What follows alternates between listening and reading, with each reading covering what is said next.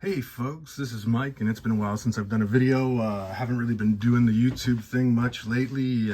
Some of you know previously had just gotten sick of it, but here I am doing a new YouTube video because I wanted to share with you a recent buy I made that is going into my personal collection. So just a quick backstory. Years ago, I was very active on eBay, and I kind of got out of it to focus on my own writing career and things like that. And recently I've just, scaled back, you know, after years of kind of pushing myself with little to no rest. I have decided to scale back on my professional creative work, breathe. And in that process, I've also gotten back into buying and selling on eBay, mostly selling premium collectibles. And I will include my eBay store link in the description of this video.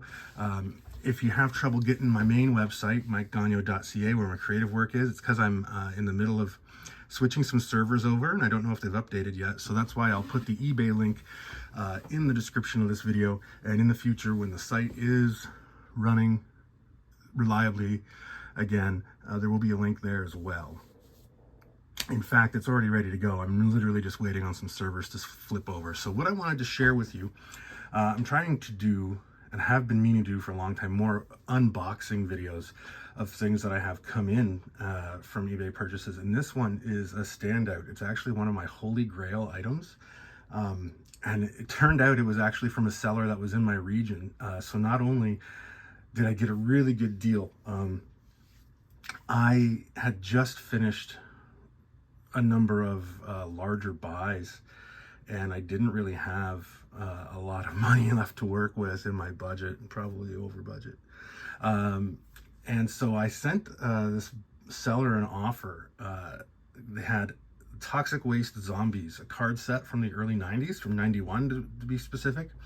And this is a card set that I have wanted to get since it came out, and for one reason or another, it's never happened. I've been close to it, but now I want to share with you this re-unboxing. I got it yesterday, and I got it from, without sharing that person's details too much, Fleaman13 on eBay. So thank you very much. Great seller. Accepted my offer, a little bit lower than what they were asking, and because it turned out they were actually in my area, they dropped it right off in the mailbox at the end of my driveway. So incredibly fast shipping. But I want to share with you this card set. It's really special, but also great packaging. This is really going to come in handy. I needed another card box for some mega lots I'm going to put together in the future. Little thank you note. And here's the set. It's in a bag. It's in a box. So great packing. We made sure that it was packed firmly so that nothing slid around, even though they just dropped it off right in my mailbox. So again, thank you, Fleaman13. But this I'm going to show you is the real joy of collecting. I don't know about you, but when I was a kid and I used to collect stuff, I used to, sit in the living room with my family watching TV, and I would look at my cards and go through them and count them and sort them and grade them and figure out which ones I wanted to trade. And so I had a lot of fun last night just sitting and looking at these. And in fact, although I've come close to buying these several times online, I've never actually seen the whole set until last night. So it's a pretty unique item, independently produced, and you'll see some of the stuff in there in a moment. But in the same vein as Garbage Pail Kids and Wacky Packs and Defective Comics, all those spoof cards, part of that craze. And so, something I really enjoy, really love this kind of genre of trading cards. And Toxic Waste Zombies is one of those ones where it's, like I said, it's been a holy grail, and you don't see them often, especially in a full set like this with the box and everything. So it's almost like a deck of cards. I'd have to double check, but they, on site, they look oversized to me. They've got to be slightly oversized compared to regular trading cards. But I mean, here's your first sign of, small independent press publishing trading cards. Comes with a card to order more sets inside the box. Now this is going to be clearly outdated from 91, so I'm not even sure if this company's still around or if any of these are still available. But it looks like Toxic Waste Zombies is the only one that they did an illustrated series of. The rest all look like real world stuff. But I love these. They fit right into that Garbage Pail Kids genre, but they're much more rare and hard to find. Now, one thing that I do want to point out is that all along the top of this entire deck, you see these little nicks. And to me, who has experience working in the print industry, for them to all be in the same place like that, I would think that they had been printed in sheets that were die cut and then punched out, so that like these were little tabs keeping them inside the sheets and they were punched out. Now I could be wrong, but that seems to be like how I would explain that, because they're not even really nicks. They're like little pieces of paper that are just stretched out. But these are in really good shape considering their age. You know, there's a couple of blunted corners, and to be quite honest with you, sitting here looking at this, I feel like the blunted corners look worse on the camera than they do in real life when I look over the camera. But either way, really fun stuff, really great illustration, shiny. And what I love about these, I haven't read all of the character descriptions on the back yet, but I went through all the zombie quiz questions last night and read them all. Some of them are really funny, and it's such a clever series of cards. Not only does it have, you know, these really extreme, wacky, animated, kind of gross things, they all relate to pollution in the environment and the earth. And each of these zombie quizzes has real information about you know, toxic hazards and what we should do to curb them.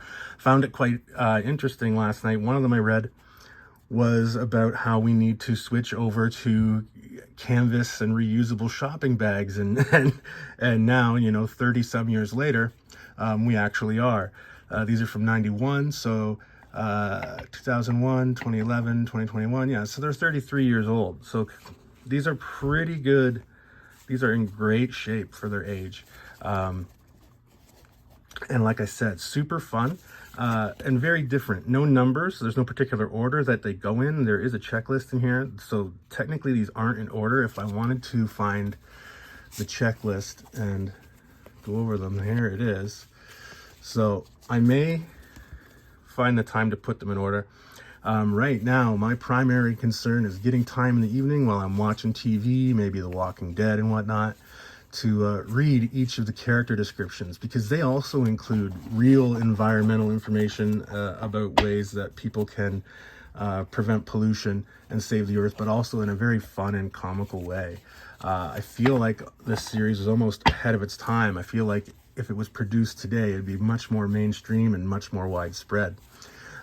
Because it was an indie small press, you know, short run set of cards from 91, you'll even find some of the cards every once in a while have the odd typo, which to me just increases the charm of the whole thing. I really love just the feel of it. It feels like, you know, a group of artists that got together and produced something that they were passionate about and that it was different from what else was being done. And that also has a credits card in the back, so it actually is true. It's just a small team. There's about 6 people. You know, text and illustrations by Scott Angle and Eddie Young. The research is by Sandra Angle and Janet Young. Storytelling by Scott Angle and Paul LeBlanc. So these two are the creators technically. Typography by Paul LeBlanc, so he did the lettering on the back. We've got even credits for pre-press and color separations, where it was printed, and the publisher was Roger L. Worsham. Made possible by Mother Productions, printed in the USA on recycled paper even. These are printed on recycled paper, and they're still in great condition 33 years later. Just a lot of fun. If you're into, you know, Garbage Pail Kids, grocery, I forget the grocery ones, grocery stickers, and that kind of stuff. which I've always had an affinity for, the wacky packs, all that kind of stuff. This, we've got Oilvis, and there's facts about oil and how to dispose of it and how to use it properly and how to prevent it from polluting the environment. And so there's all these really great kind of fun illustrations. And so this is definitely going into my private collection for a while, because it's taken me 33 years to get a hold of these. So I'm going to enjoy these personally for a while. Will they end up on eBay eventually? I don't know, maybe. But for now, I am too busy actually enjoying and poring over these, and I have a lot of cards to read. I believe the set is 44 cards, if I'm not mistaken. And just a really, really fun set. For example, I'll just read you one. So Buzz Acres, his zombie quiz is: what's a good way to avoid eating any pesticides on your fruits and vegetables? Shoot down all low-flying aircraft in your neighborhood. B, substitute real fruits and vegetables with Fruit Loops and Brussels sprout jello. 3, wash your fruits and vegetables thoroughly before eating them. Or D, eat McDonald's fruit pies. You don't have to worry about any fruit in those. And of course, the correct answer is C. His description, though, it's interesting. Buzz has just soaked his crop of Peruvian dwarf turnips with a toxic pesticide. The pesticide is sucked up by the plant's roots and tissues, where it can poison nasty little bugs. Great idea, right? Not exactly. About 99% of pesticides used never reaches those nasty pests. Instead, it's lost in the environment or soaked into the soil, where it can reach the groundwater and affect our drinking water. Some pesticide residue is eroded along with the soil into nearby streams and rivers and into the food chain. Many especially dangerous pesticides are prohibited in the US. Well, that's good news. Yeah, right. Those same dangerous pesticides are being used in South and Central America. They're imported back to the US in fruits, vegetables, and fish. Oh, by the way, most pesticides can't be tasted, smelled, or seen in your foods. So it is a good idea to buy organically grown produce. They are grown without the use of pesticides. Another way you can help keep dangerous pesticides out of our environment is by taking care of your lawn without chemicals. So, you guys, you know how we have that whole environmental issue going on? These were made 33 years ago. So yeah, we've made some baby steps since then, I guess. But, it puts some things into perspective. It shows you how long the timeline of change in society is as well. And that's another reason why I love stuff like this. When it's irreverent and it kind of pokes fun at society, it gives you a time capsule when you look at it later to really gauge how far or if any progress has been made. Overall, the cards are in great condition. The outside package has some wear on the edges, which, I saw on the listing, and to be expected with something this old and hard to find. 40 right there. It's 40 revolting cards. Okay. So, again, this is a really unique trading card set because it's oversized. It comes in a special box. You don't store this in another card holding box. It's not the right size. They're too big. But it makes a great little conversation and display piece. And it's something, like I said, one of my holy grails. Had never seen the whole set. Had never seen most of the artwork until last night when I first opened it. Fantastic buy. I'm very happy with it. Again, big thanks to Fleaman13. And now I've met another local hobbyist and collectible seller, so that also helps build my local network and community, and definitely someone whose items I'm going to keep an eye on in the future. So that is something I enjoy, something that's fun. Quick little preview of what I've got coming in the store in the near future, in my eBay store. First, so something I do is I do a little community real world scavenger hunt where I occasionally take some cool items and I hide them in local lending library boxes for people to find, and I usually leave a business card inside of them. And so I've been seeding a lot of the local library boxes with sandwich bags full of trading cards that are loose, that I don't need, that I don't have complete sets of, or are slightly lower grade, or just stuff that I've had around long enough that I think I'd rather just share that with the community. And this morning in one of my local boxes, I found someone had left a few Pokemon cards. So I picked those up, and I'm going to look at these and see what I can get for them. They seem to be in, I would say it's a very fine condition. There's a little bit of corner wear and blunting, but it's not too bad. I think there was 11 cards in here, 10 or 11 cards when I went through, and I am going to check some of these out, and they will eventually end up on my eBay site. Just because I don't collect Pokemon, and I don't specialize in it, but I know that there are people out there that are going to want this, and they may not be able to get a hold of them where they're at. And that's one of the biggest things that I enjoy about selling on eBay, is finding something at a good price and then being able to offer it to someone who doesn't have access to a hobby shop, a collectible shop. There are plenty of places, especially in Canada, where there's no stores nearby for people who want to collect this kind of stuff.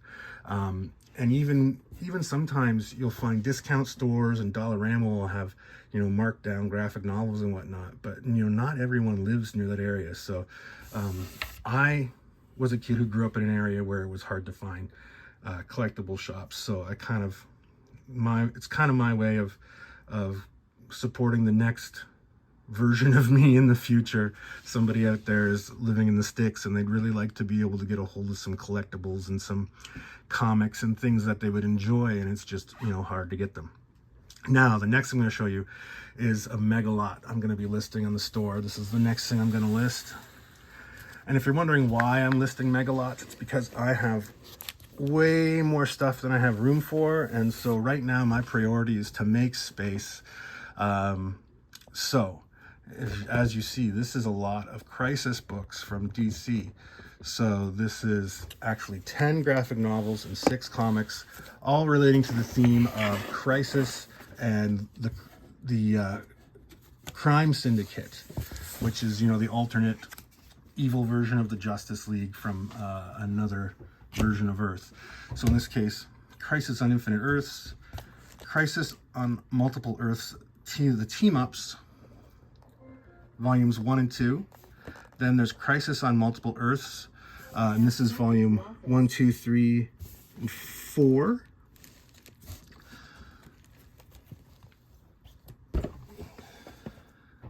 Then we've got this Justice League volume 5, Forever Heroes, which has the crime syndicate. The storyline revolves around that. And then the crime syndicate's own 6-issue miniseries. Oh, and the camera falls. And you see my underwear. That happens. Anyway, so again, all 6 issues, near mint. Really cool Owlman cover there. So again, great storyline. All near mint stuff. And then continuing with kind of the crossover theme. I know it's not Crisis, but the DC Invasion. This one I've hung on to for a while simply because it was illustrated by Bill Mantlo. If you're familiar with Bill Mantlo, I mean, Todd McFarlane worked on it as well. I guess that's a big deal too. Bill Mantlo was a comic creator in the 70s and 80s who was actually hit and run by a car in New York on his way to work, and has lived with mental disability ever since, and needed long-term care. And for many years, his care was provided for by fellow fans and professionals who ran auctions and special events to raise money. And luckily, after a few years of that, Marvel, who was his primary employer, helped kick in some money to provide him with a place to live in his retirement. And he is supervised by family. So I've taken part in a number of these charity fundraisers to help support Bill and his medical care. So this is something that is really close to me, and this is some of the last work he did before his accident. So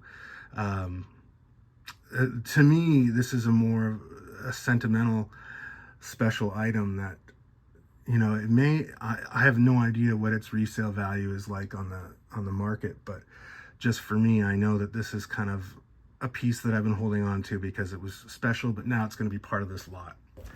And then finally, brand new Premium, still factory sealed. Thy Kingdom Come, not to be confused with Kingdom Come from the 90s originally. This is essentially a sequel to Kingdom Come that ran through the Justice Society books in the early 2000s, around 2007. And so this collects a story where the Superman from the Kingdom Come version of Earth comes to the main DC universe and interacts with the Justice Society, but he's followed by Magog, who is going from dimension to dimension, killing Supermen from different realities. So it's a pretty cool piece. It's a foil reflective kind of, not a hologram, but like a foil cover. So again, especially for a premium hardcover, you don't see embellishments like that too often. And this is actually the British version. This is published by Eagle Moss Collections. So this is actually the British import. Eagle Moss licenses the rights to reprint other publishers' comics in Britain as premium kind of deluxe hardcovers. And they make really nice books, really nice product. And, you know, some of the Eagle Moss stuff, if you can find it, I've found that there's quite a market and people want it, because the people who know about Eagle Moss, they know that it's really nice, high quality, premium presentation. So again, that's the 10th graphic novel that'll be in that lot, going up in my eBay store soon. And hopefully there's a big DC Crisis Justice League fan out there that is going to want to grab this up while they can. And again, I love making big lots because I want to help someone really fill in and flesh out their collection. Also, I'm doing big lots a lot right now because I need to make space. I can't really buy any more stuff. Not that I have a lot of budget for buying, but I just can't, because I need to get rid of some stuff. I don't have the room. I can show you here behind me. These boxes are a lot of stuff, collectibles and things that I don't have a space to put or store yet. So this stuff all has to get sorted, and I'm hoping to make some room on my storage shelves like this one here. I've been listing stuff out of it, and when I clear out space on this shelf, the stuff from those boxes goes into the space that's cleared out. So anyway, coming soon, this big lot of Crisis on Infinite Earths and Justice League related graphic novels. Appreciate you hanging around this long. I didn't expect to make the video this long, but it is. So I guess you get what you pay for. Anyway, thank you very much for watching.